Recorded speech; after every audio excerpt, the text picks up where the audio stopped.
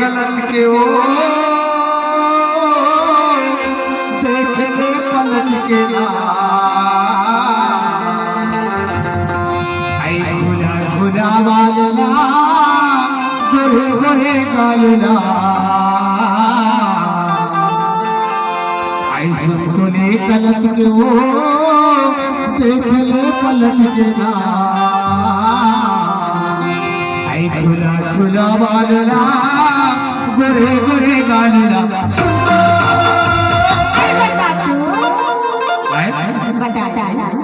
तोला बता दो। अरे मोर मन में कैसे लगते तोला तेरा थोड़े जान कैसे लगते लो बता कथा की बरत अपन बात अपने जान मुला ऐसे लगते कैसे एतिया नहीं बताएं तो का अरे एक चुम्मा दे देना वो गोरे गोरे गाया चुम्मा दे देना वो गोरे गोरे गाया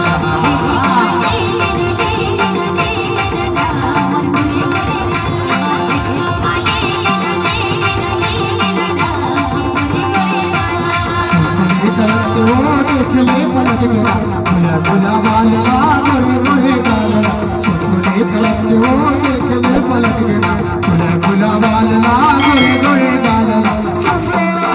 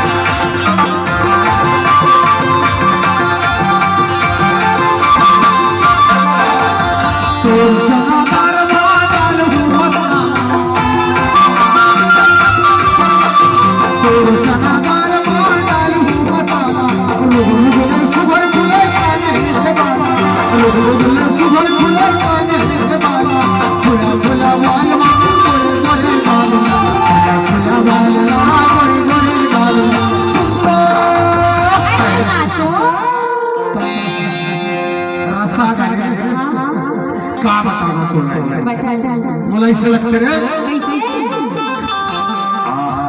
अभी हमारे काका आए से ओहो ये टूरी ने कहा थोड़े काका थोड़े ध्यान था